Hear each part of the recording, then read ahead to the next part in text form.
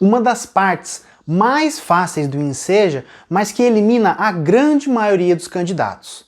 Fica aqui comigo que hoje a gente vai falar da redação, a parte mais importante da prova do Enseja e também a mais fácil de você tirar a sua nota.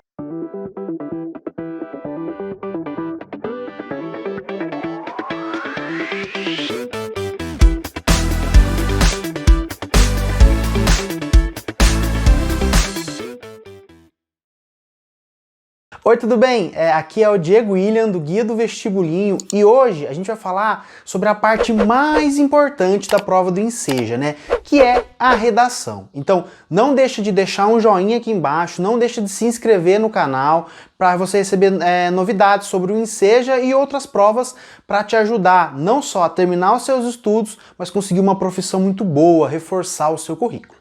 Muitos candidatos chegam na prova sem o conhecimento de como fazer a redação, de que tipo de redação que o Enseja espera que você faça, e por isso muitos candidatos acabam ficando e sendo eliminados por causa de erros bobos, erros que eles poderiam ter evitado se tivessem tido um conhecimento, um treinamento um pouco melhor, né? Ao contrário, se você estuda e se prepara bem para a redação no Enseja, essa é a parte da prova que mais vai te dar nota e que vai ser mais fácil de você tirar nota. Por quê? Você indo bem na redação, você garante uma pontuação muito alta e é muito mais fácil você ir bem na redação do que você ir bem em matemática, e muito bem em matemática, por exemplo, tá? Se a gente for comparar as dificuldades, com certeza a matemática vai ser muito mais difícil, né? E não só matemática, português, história, geografia, enfim, todas as outras matérias vai ser muito mais difícil de você tirar nota do que na redação. Porém, você precisa saber que tipo de redação os corretores esperam que você escreva, né? E essa é a redação dissertativa argumentativa. Esse é um tipo de redação que ela é cobrada no Enem e na grande maioria dos vestibulinhos, vestibulares, concursos, enfim.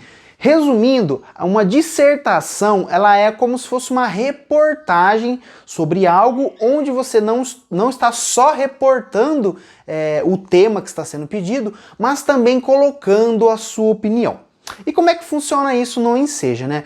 É muito parecido com a redação do Enem, né? Já que no passado o Enem e o Enseja foram a mesma prova. Então, eles vão te dar um tema com uma série de textos para embasar a sua argumentação, né? Para você construir seu texto com base em dados de uma forma mais fácil, né? Sempre na redação do Enseja vai ser dado para você um tema que tem algum tipo de problema, né? Algum problema atual, seja de saúde, seja alguma coisa política, de educação, algo que está sendo muito comentado na imprensa, né? Por exemplo, o retorno de vacinas, o retorno de doenças por causa da não vacinação das pessoas, né? Isso é um tema que é muito recorrente em diversos vestibulares que cobram dissertação argumentativa, mas também temas por exemplo, de política, de como melhorar a educação em um determinado estado, coisas nesse sentido, né? Você necessariamente terá que propor uma solução para um problema na sua redação. Por isso que ela é uma dissertação argumentativa. Porque você precisa expor o problema, você precisa argumentar de uma forma palpável, né, de uma forma plausível, de uma forma boa e se possível, exemplificado por que a sua solução é a melhor, por que a sua solução é a mais recomendada nesse caso, coisas nesse sentido, né? É como eu falei para você, ele se parece muito com um artigo de opinião, ele se parece muito com uma reportagem jornalística, certo? E o grande negócio, né, o grande pulo do gato para a redação do Enseja é você saber como se utilizar bem dos textos de base para que eles se baseiem, que a sua argumentação se baseie muito bem neles, né? Não necessariamente você é obrigado a se utilizar das informações passadas nos textos de base na sua argumentação, né? Porém, fica muito mais fácil, porque a informação está ali, literalmente, na sua mão, né? Porém, caso seja um tema que você já tenha conhecimento, caso seja um tema que você já tenha lido algo a respeito, você pode sim trazer uma informação externa que não está nos textos, né? Os textos, é como o próprio nome diz, eles servem de base para você construir a sua redação, caso você não tenha nenhum conhecimento naquele tema que está sendo proposto. E aí, vem uma dica super importante, né? Muitos alunos, eles ficam extremamente desesperados para tentar adivinhar o tema da redação do Enseja do ano que eles vão fazer a prova, né? Algo que, assim, é muito complicado, né? É difícil você adivinhar o que a prova vai cobrar de você, né? Porém, você não precisa saber necessariamente sobre aquele tema que está sendo proposto na redação. É claro, se você lê muito, sobretudo atualidades, isso vai te ajudar e muito na hora de você elaborar a sua redação. Porém, o fato de existirem os textos de base, eles acabam servindo para você, que às vezes pode ser que você chegue e não tenha conhecimento, você não saiba sobre vacinas, você não saiba sobre política, sobre atualidades, sobre coisas nesse sentido. Os textos de base estão lá para você aprender um pouco sobre aquele tema e também, se você quiser, se for possível, você se utilizar daquelas informações que estão no texto, certo? Você vai ter ali dados de pesquisas, você vai ter ali, muitas vezes você vai ter também charges, né? O que também é muito interessante, você pode citar essa charge na sua redação também. Você vai ter diversos textos ali que ou servem para te dar um dado real, um dado embasado, ou servem para estar te dando um conhecimento, mesmo que básico, sobre aquele tema. A estrutura da redação do Enseja, ela pode variar, mas geralmente é essa que eu vou citar aqui para você, tá bom? Geralmente você começa com uma introdução, né, onde você fala um pouco sobre o tema e já pode começar com a sua problematização. Ou seja, você vai começar a inserir o tema que está sendo proposto, comentar de uma maneira rápida, né? Não é para ser muito demorado, e você já de cara pode colocar o problema que está sendo proposto, né? Se é um problema sobre, por exemplo, a falta de saneamento básico em uma cidade, você pode falar, você pode explicar o quão importante é o saneamento básico para uma cidade e logo propor o problema, falando que muitas cidades não têm esse saneamento básico, estando sujeitas, por exemplo, a problemas como doenças, né? Cólera, problemas de mortalidade infantil, coisas nesse sentido, né? A introdução, ela serve justamente, como eu falei para você, para essas duas coisas. Introduzir, né, como propriamente dito, porém também problematizar e colocar o problema de uma forma simples, de uma forma rápida, em poucas frases, nada muito enrolado. A próxima parte, ela é a mais importante, que é a argumentação, né?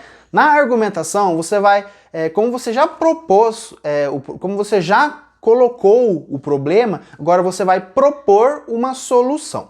Tudo bem? E a ideia aqui não é você propor soluções mirabolantes, coisas assim, meu Deus, eu vou criar uma sociedade nova, vou criar uma empresa lá que vai resolver o problema do saneamento básico do Brasil inteiro. Não, é uma coisa que pode ser simples, pode ser uma solução simples, pode ser simplesmente você falar, vamos fazer um abaixo-assinado para os políticos, por exemplo, pode ser qualquer coisa, desde que seja factível, né? Lógico, não vou falar assim, eu vou trazer dinheiro de Israel e vou injetar lá, e não é uma coisa que é factível, né? Não é uma coisa que vai acontecer na vida real, né? A gente tem que resolver os problemas com o que a gente sabe que acontece na realidade, certo? Dito isso, qualquer que seja a sua solução, não importa. A ideia do corretor é ver se a sua solução é factível, né? Se faz sentido, se não é nenhuma maluquice, e principalmente ver como que você vai convencer ele que aquilo é a melhor solução, tá? E agora que entra justamente a argumentação. Não basta você só dizer qual a solução, você precisa dizer por que a sua solução é melhor e, se possível, até exemplificar, dar exemplos de coisas que aconteceram e que a sua solução deu certo, tá? E aí é que os textos de base entram para te ajudar demais, porque eles vão te oferecer dados mostrando, por exemplo, por que o saneamento básico é resolvido quando se faz um abaixo-assinado, por exemplo, tá bom? E exemplificando, né, nos textos de base, muito provavelmente vai ter alguma coisa falando de algum caso que deu certo. Você pode se utilizar disso. Ó, por exemplo, né, na cidade tal, o abaixo-assinado foi feito de forma correta. Então, você pode citar isso no texto, se utilizando dos textos de base.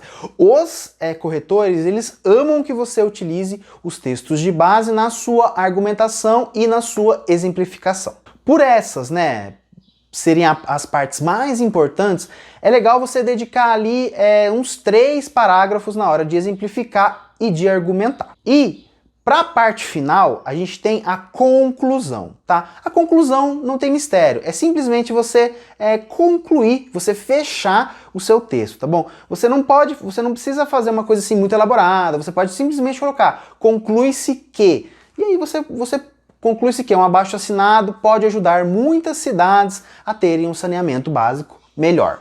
Por exemplo, é simples, é rápido, é fácil, não vai precisar do que mais de que um parágrafo para você fazer a sua conclusão. Tudo bem?